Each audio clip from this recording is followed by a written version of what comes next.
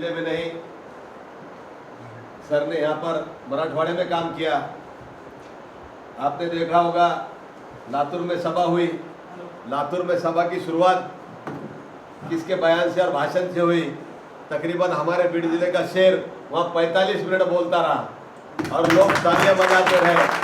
45 minute बात करना कोई मुंह का खेल है। और आज भी खास तौर से मैं उनका शुक्रिया अदा करता हूं कि बीमार रहने के बावजूद भी रमेश सर इस मीटिंग में आए और वक्त दिया। ये दिल में जज्बात रहते तब आदमी करता है, जब पार्टी से मोहब्बत होती है तब करता है, जब अपने लोग अपने शहर में आते हैं तब आदमी करता है। दिखावे के लिए तो हर आदमी करता है, लेकिन मोहब्बत से दिल की तरफ से अगर कोई करता है तो मेरे नेता, मेरे दोस्त आली जनाब रमेश सर कर सकते हैं। इसी के साथ साथ इस शहर की मशहूर और मारूफ शख्सियत और शहर के सदर हमारे हिफाजत पठान साहब, मेरे साथ भीड़ से आए हुए मेरे दोस्त ज़िले के नायब सदर और तालुके के सदर अली जनाब शेख एजाज भाई उर्फ खन्ना भैया, ज़िले के सेक्रेटरी मेरे सीनियर नेता जिन्होंने अपने सामने बयान अभी किया, वो अनवर पाशा साहब, आपने जिन्हें सुना और तालियों की बौछार की। अभी ये तो टेलर है, पिक्चर अभी उनका बहुत बड़ा बाकी है। इमरान प्रतापगढ़ी तो बहुत दूर है, उसके कई गुना ज़्यादा हमारे पास ये बारूद यहाँ पर बैठा है। शाहनवाज खान साहब, मंच पर बैठे हुए मेरे दोस्त शेख समीर साहब, सत्तार तामूली साहब, आरिफ सिद्दीकी साहब, अशरफ बागवान साहब, सायगांव से आए हुए सैयद रईस साहब, सैयद मकसूद फारूकी साहब, महबूब कुरैशी साहब, शेख समीर साहब, हमारी बाजी भी यहाँ पर बैठे हुए, तमाम यहाँ पर मजलिस के ओहदेदार और कारकुनान, सभी मजलिस के ऊपर मोहब्बत करने वाले मुहिबानी मजलिस। सबसे पहले मैं माफ़ी चाहता हूँ कि 6 बजे का वक्त दिया था, लेकिन 1 घंटा 1.5 घंटा यहाँ पर मीटिंग लेट हुई, उसके लिए मैं आपसे माफ़ी चाहता हूँ। सर, आपने महाराष्ट्र के हालात हमारे सामने रखी, देश के हालात आपने हमारे सामने रखे, लेकिन आज हमारे और आपके सामने सबसे बड़ी जो आने वाले जो चुनाव है वो बल्दिया के चुनाव है, जिला परिषद के चुनाव है, पंचायत समिति के चुनाव है, और हो सकता है जैसा सर ने कहा कि विधानसभा भी साथ में हो, ऐसे हालात अभी पैदा हुए। लेकिन आज हमको कंसंट्रेट करना है हमारे बल्दिया के चुनाव के ऊपर। सर ने यहाँ पर बताया 2016 में हमने यहाँ पर चुनाव लड़ा, यहाँ पर नगराध्यक्ष कैंडिडेट थे, हमने नगर सेवक यहाँ पर लड़ाए और 18,000 वोट यहाँ पर मुसलमानों के हैं, लेकिन उसके अंदर 10,000 हो गए होंगे सर परसेंटेज में, और उसके अंदर 5,700 वोट ऑल इंडिया मजलिस इत्तेहादुल मुस्लिमीन को मिले। इसका मतलब ये है कि मोमिनाबाद में मजलिस को चाहने वाले बहुत लोग हैं। आपने मेहनत की, 2016 से नहीं 2012 से आप यहाँ पर मेहनत कर रहे हैं, आपकी तमाम टीम यहाँ पर मेहनत कर रही। जब जब भी कोई भी माशरे के ऊपर, समाज के ऊपर अन्याय अत्याचार होता है, जैसे बैरिस्टर असदुद्दीन ओवैसी साहब पार्लियामेंट में आवाज़ बुलंद करते हैं, खासदार इम्तियाज़ जलील साहब यहाँ पर पार्लियामेंट में आवाज़ बुलंद करते हैं, मुफ्ती इस्माइल साहब हमारे आमदार साहब, फारूक शाह साहब जो हमारे आमदार हैं वो यहाँ पर विधानसभा में आवाज़ बुलंद करते हैं, यहाँ पर डॉक्टर गफ्फार कादरी साहब, फिरोज लाला साहब, मोइन साहब यहाँ पर आवाज़ बुलंद करते हैं। वैसे ही आपके शहर में अगर कोई आवाज़ बुलंद करता है तो रमेश सर है, हिफाजत भाई है, आपकी टीम है, ये मसाइल के ऊपर बात करती है, आवाज़ उठाती है। तो मेरी आपसे गुजारिश है कि अगर हमारे मसाइल के ऊपर ये सब लोग देश में, राज्य में, ज़िले में, शहर में आवाज़ उठाते हैं, तो फिर हमारे साथ जो लोग हैं वो हमारे साथ जब चुनाव आते हैं तो ऐसा क्यों होता है कि चुनाव के वक्त वोट हम जो एक बुर्खा पहन कर आते हैं, जो सेक्युलरिज्म का बुर्खा पहन कर आते हैं, हम उनके साथ जाते हैं। ये लोगों तक बात पहुंचाना पड़ेगी कि ये लोग दोगली पॉलिसी करते हैं।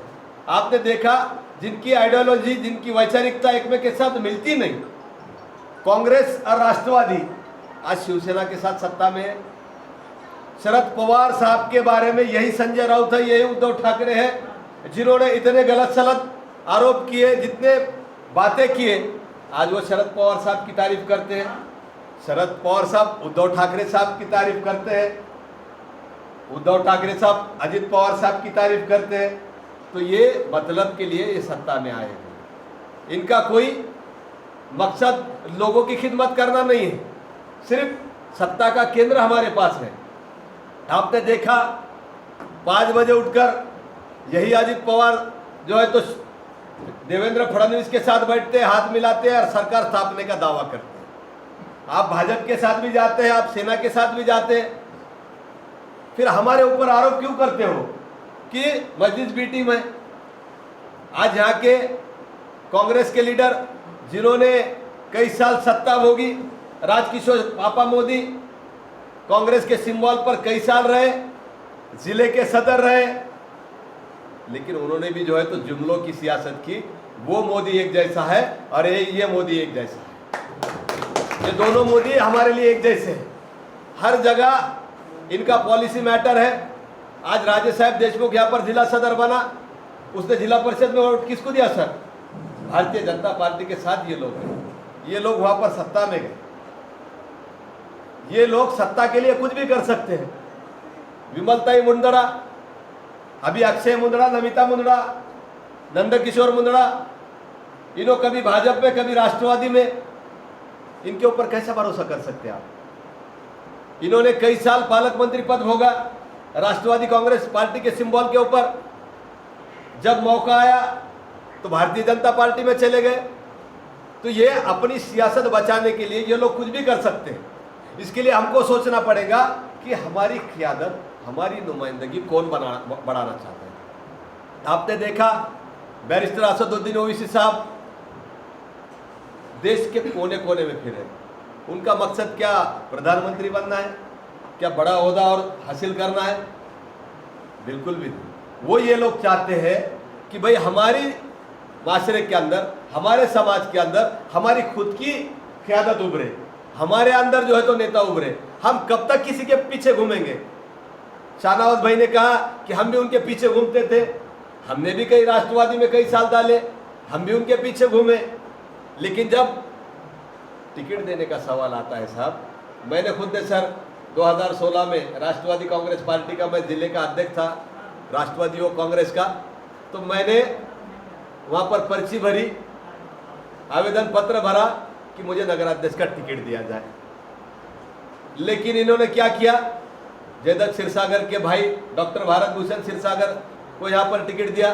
जयदत्त क्षीरसागर आमदार, भारत भूषण क्षीरसागर नगराध्यक्ष, अभी उनका जो है तो भतीजा उपनगराध्यक्ष, उनका बेटा स्वीकृत मेंबर संदीप क्षीरसागर अभी आमदार, उनका भाई हेमंत क्षीरसागर बल्दिया का उपनगराध्यक्ष, उनके 2 दामाद यहाँ पर नगर सेवक, मरहूम रेखाताई क्षीरसागर यहाँ पर जो है तो जिला परिषद मेंबर।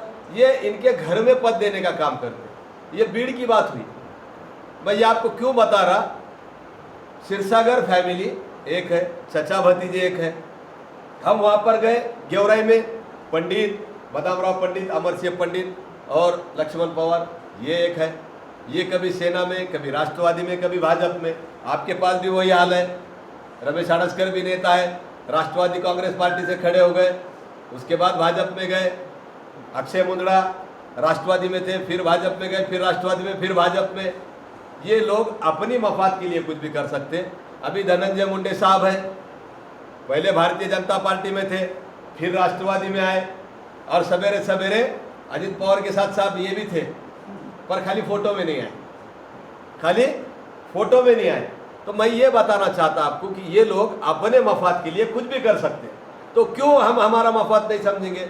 हम कब सत्ता में जाएंगे? ठीक है, हम आमदार नहीं बन सकते तो कम से कम नगराध्यक्ष तो बन सकते हैं। हाँ, हमारे बलबूते पर हम हमारी बल्दियाँ चला सकते। हाँ, तो ये लोग हमेशा से हमारे अंदर डिवाइड एंड रूल करके ये लोग सियासत कर रहे, राज कर रहे। मुझे आपसे एक ही बात कहना है कि आपसी ना इत्तेफाकी अगर आपके अंदर होगी तो हम कभी भी कामयाब नहीं हो सकते। सर ने जो बोला मीर और जाफर की कहानी, शाहनवाज भाई ने उसको बोला कि भाई ये आगे भी होने वाले हैं, पर जब तक हमारे अंदर ये सब लोग रहेंगे हम कामयाब नहीं हो सकते। हम जो है तो बैठे, और हमारी जो क़यादत है, रमेश सर है, हिफाजत भाई है, सत्तार भाई है, समीर भाई, सभी के नाम ले सकता मैं, जब तक हम ये क़यादत को मंजूर नहीं करेंगे तब तक हम आगे नहीं जा सकते। नहीं तो क्या है, उन्होंने आगे जा रहा तो उसका पैर खींचो, उन्हें आगे जा रहा तो उसका पैर खींचो, मेरा फोटोज नहीं आया, मेरा नाम ही नहीं आया, मेरा बैनर के अंदर फोटोज नहीं है, मेरा बैनर के अंदर नाम ही नहीं है, कल पेपर में मेरा नाम ही नहीं आया, मैं भी मीटिंग को था लेकिन मेरा नाम कट गया। किसने मेरा नाम काटा? हिफाजत भाई ने काटा, क्या रमेश सर ने काटा, क्या शफीक भाई ने काटा? अरे भाई हम नाम को क्यों काम कर रहे हैं? आप काम करो, जो काम करेगा उसका खुद का आइडेंटिफिकेशन खुद तैयार होगा, उसको किसको इंट्रोडक्शन देने की जरूरत नहीं पड़ेगी। तो ये छोटी मोटी बातों पर नाराज होना, ये हर जगह बहुत जगह ये चल रहा। मेरे को इसका अनुभव आ रहा सर, हिफाजत भाई, इसको इसका अनुभव आ रहा कि मुझे फ़ोन ही नहीं आया, मुझे बुलाया ही नहीं। अरे भाई आज सर बीमार होके यहाँ क्यों आए? उनके अंदर तड़प। और मैं एक बात आपको वादे तौर से कहता हूँ कि मैं ज़िला सदर हूँ, लेकिन मैं भी मजलिस का पहले कार्यकर्ता हूँ।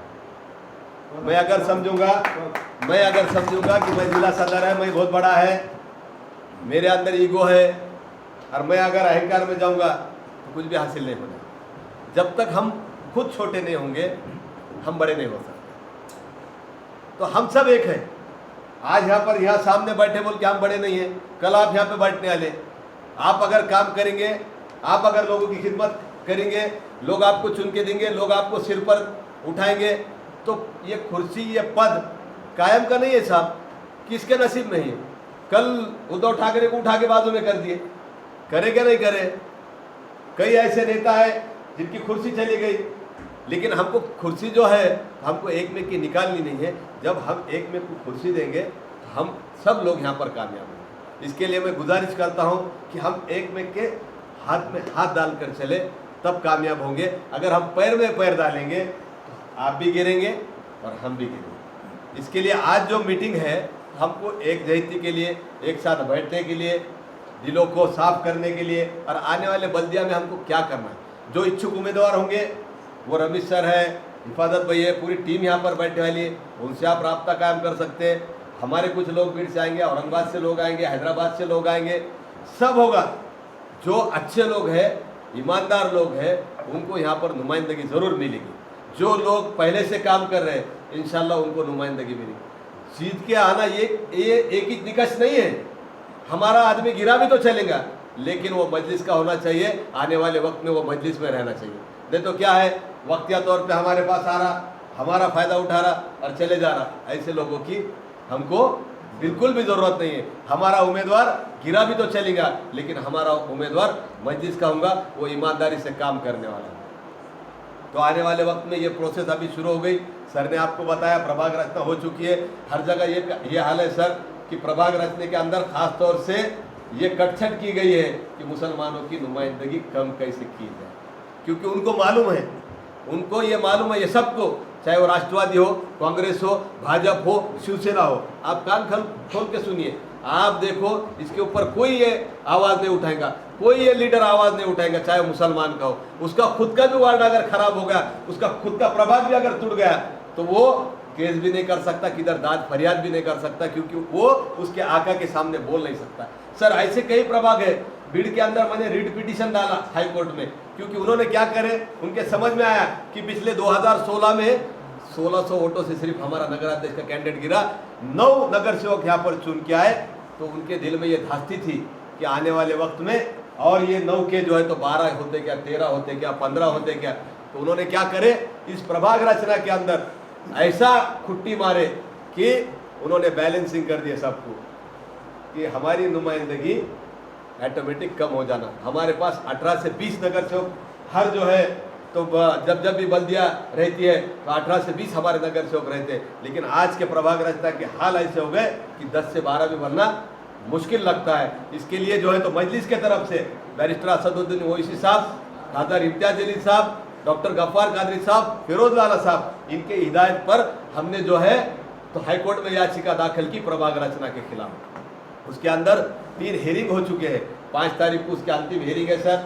5 तारीख के पहले 2 तारीख को यहाँ पर ये कहा गया है, उन्होंने नोटिस निकाली कि कलेक्टर ने वहाँ पर जो है तो अपना हलफनामा देना, राज्य निवडणूक आयोग ने अपना हलफनामा देगा, उसके बाद 5 तारीख को हेयरिंग हुए और इंशाल्लाह 5 तारीख को निकाल लगेगा। तो हम दुआ करें कि प्रभाग रचना के अंदर जो हमारे साथ नाइंसाफ़ी हुई वो कोर्ट हमारे साथ इंशाल्लाह इंसाफ करेगा। तो ये हो गई बीड़ की बात। लेकिन आपके मोमिनाबाद के अंदर बहुत अच्छा माहौल है, आप तमाम की टीम यहाँ पर पूरी ताकत के साथ काम कर रही है। आने वाले वक्त में अगर हम कामयाब हुए तो इसका सेहरा आपके सिर पर जाएगा, आपके टीम के सर के ऊपर जाएगा। शेख शफीक का नाम नहीं होगा, यहाँ पर मोमिनाबाद का झंडा औरंगाबाद से लेकर हैदराबाद तक यहाँ पर लगेगा। लेकिन आपको इसके लिए आपको आपके ये टीम जो बैठे वाली है, रमेश सर, हिफाजत भाई, इनके ऊपर एतमाद करके इनके हाथों को आपको मजबूत करना है। तो करेंगे ना भाई इंशाल्लाह। तो आने वाले वक्त में जैसा सर ने कहा, अनकरीब जो चुनाव है उसके अंदर यहाँ पर इम्तियाज जलील साहब की भी सभा होगी और बैरिस्टर असदुद्दीन ओवैसी साहब की भी सभा होगी। जैसा हमारी नांदेड़ में बात हुई तो हम अभी 25 तारीख को औरंगाबाद में जलसा है इंशाल्लाह। मैंने गुजारिश की है वहाँ पर डॉक्टर गफ्फार कादरी साहब को, इम्तियाज जलील साहब को कि भाई वहाँ पर हमारे तालुका और शहर के साथ वहाँ पर साहब के साथ मीटिंग रखी जाए ताकि हमको हमारी जो है रिप्रेजेंटेशन सही तरीके से वहाँ पर हर तालुका जहाँ पर बल्दिया के चुनाव है वो कर सके। क्योंकि जितना मैं कर सकता एक जिला सदर होने के नाते उससे अच्छी